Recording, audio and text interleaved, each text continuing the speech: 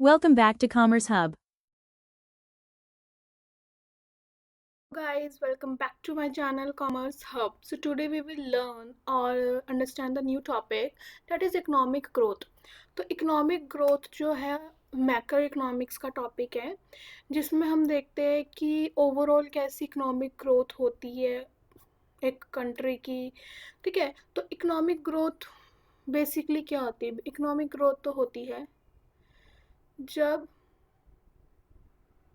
GDP बढ़ती है किसी भी कंट्री की, किसी भी कंट्री की, तो वो जो है इकोनॉमिक ग्रोथ है। जीडीपी क्या होती है? That is real income. तो रियल इनकम होती है। अच्छा, एक इसमें मैं एक और चीज़ बताना चाहती हूँ। एक होता है जीडीपी के साथ होता है जीएनपी, जो होती है ग्रॉस नेशनल प्रोडक्ट। ठीक है, तो जीडीपी हमेशा डेवलपिंग कंट्रीज जैसे कि इंडिया हो गया, ठीक है, और जीएनपी जो कि डेवलप्ड कंट्रीज जो कि होते हैं अमेरिका, यूके, तो ये जो होता है जीएनपी कैलकुलेट करता है। ठीक है, क्योंकि उनके लिए जीएनपी बहुत मैटर करता है, क्योंकि जीएनपी में जो है हमारी जो इनकम होती है from abroad and to abroad वो आ जाती है। और इंडिया में हम नहीं जीएनपी कैलकुलेट कर सकते हैं और नहीं भी करते, बिकॉज मोस्टली जो इनकम होती है वो अब्रॉड हमारी जाती है, आती नहीं है। वो बहुत आती तो है, but the income to abroad is more than to the income from abroad. Okay, तो इकोनॉमिक ग्रोथ की डेफिनेशन देखते हैं। It refers to the increase in the country real national income और real GDP over time in simple. तो इसका मतलब होता है जो कि कंट्री कितने गुड्स एंड सर्विसेज प्रोड्यूस कर रही है देन बिफोर। इसके की फीचर्स हैं measured in real terms. Measure in real terms होता है बेसिकली ये जो एक इन्फ्लेशन को देख के किया जाता है। ठीक है, एक इन्फ्लेशन को देखा जाता है इसमें। फॉर एग्जाम्पल, जैसे कि अगर 2020 में, मैं एग्जाम्पल ले रही हूँ सिर्फ, ठीक है, हाइपोथेटिकल एग्जाम्पल है। 2020 में अगर 200 लाख करोड़ का जीडीपी हुआ है, ठीक है, और 2021 में 210 की हुई है, ठीक है, तो ऑब्वियसली बात है इकोनॉमिक ग्रोथ कितनी हुई है? 5%। बट अगर उसी के साथ 5% की क्या हुई है? इन्फ्लेशन भी हुई है।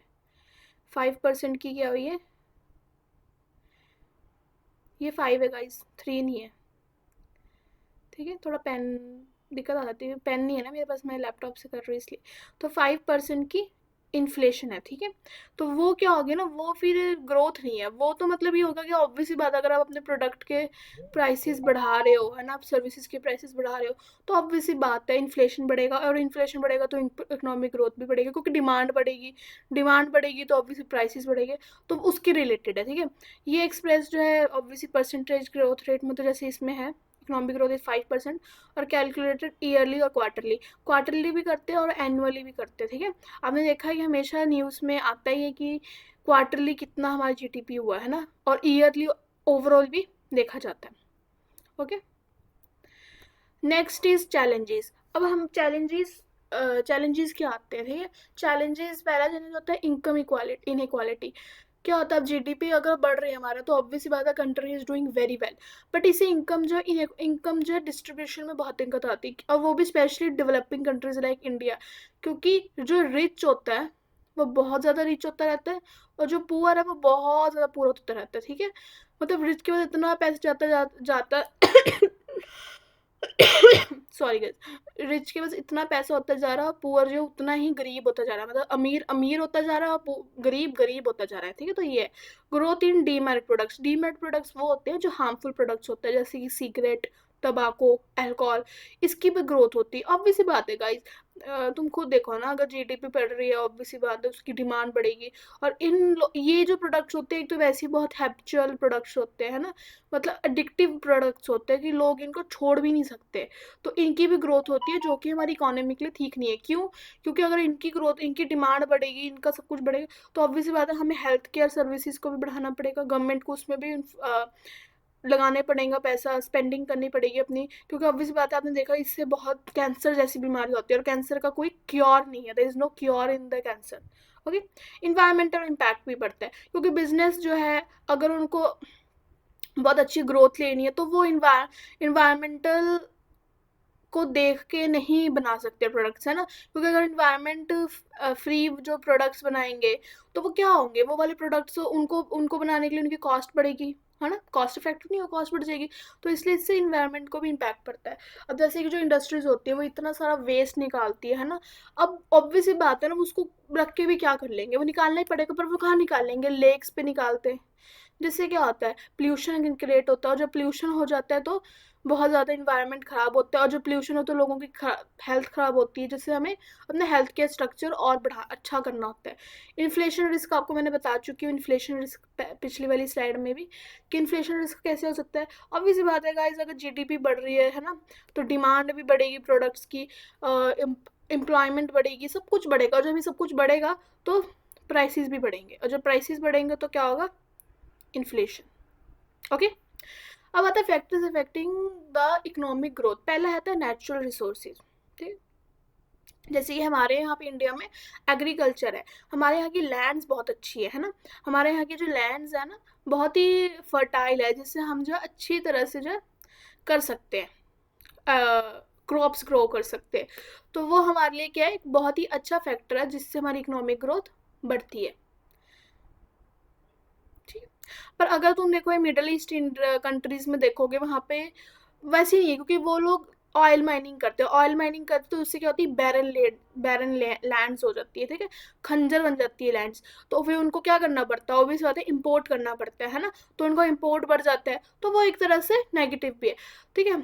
ह्यूमन कैपिटल ऑब्वियस ही बात है, अब जैसे अमेरिका में आप देखो वो डेवलप्ड कंट्री है, इवन अमेरिका छोड़ो, चाइना, चाइना में ये बहुत है कि एजुकेशन स्किल्स हेल्थ तो वहाँ बहुत ही अच्छा है। तो जिस अब आपको पता है इंडिया और चाइना की जो हालात थे एक टाइम पे एक जैसी थे, है ना, जब इंडिपेंडेंस हुआ था, बट अब देखो चाइना कहाँ ग्रो कर गया, और इंडिया पे ग्रो कर रहा है, पर स्लो रेट पे, स्लो पेस से, है ना। तो वो है, तो यहाँ पे ह्यूमन कैपिटल क्या है, क्योंकि चाइना ने ह्यूमन कैपिटल मतलब उनकी एजुकेशन स्किल सेट हेल्थ इसमें लगाया।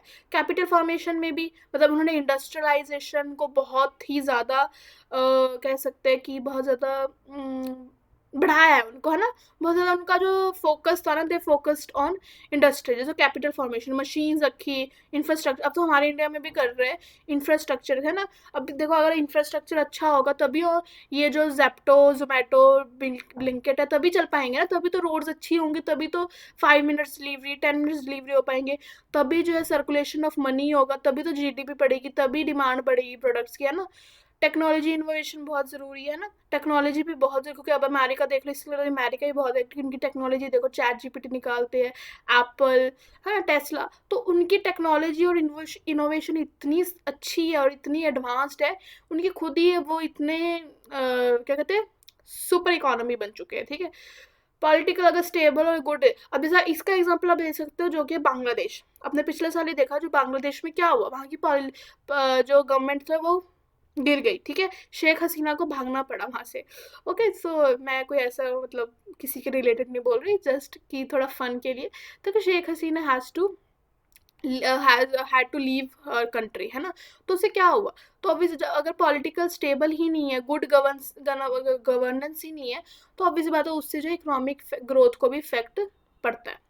Last is savings and investment. अगर लोग सेविंग्स करेंगे, पैसे को बचाएंगे, बट हाँ, पर अगर वो ज़्यादा पैसों को बचाओ, पर उस पैसों को इन्वेस्ट करो, आई बात समझ, पैसों को बचाओ, क्योंकि अगर तुम ज़्यादा सेव कर करके रख रहे हो, बस रख रहे हो और इकोनॉमी में नहीं घुमा रहे हो, वो बहुत गलत चीज़ है, वो बहुत नेगेटिव फैक्टर है। बट अगर उसी पैसे को, बचाए हुए पैसे को तुम इन्वेस्ट कर रहे हो ना, it is very good for health, it is very good for economy, sorry guys.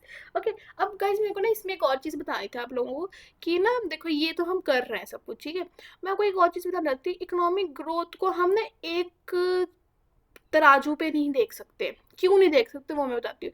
अब देखो अगर हम सोचते हैं कि अगर जैसे हम बोलते हैं ना कि हमारे फॉर एग्जांपल, मैं एग्जांपल ले लूँ, फॉर एग्जांपल हमारे इंडिया में बहुत से स्टूडेंट्स हैं जो बाहर जाते हैं कनाडा यूके पढ़ने के लिए, ठीक है, हम इसको ब्रेन ड्रेन बोलते हैं कि हमारी कंट्री के लिए बहुत गलत है ये, है ना, बट एक तरह से अच्छा भी है। क्यों, क्योंकि देखा जाए तो वो वहाँ से हमारे को जो है क्या दे रहे हैं, इनकम क्रिएट हो रही है, वो हमें इनकम दे रहे हैं, है ना।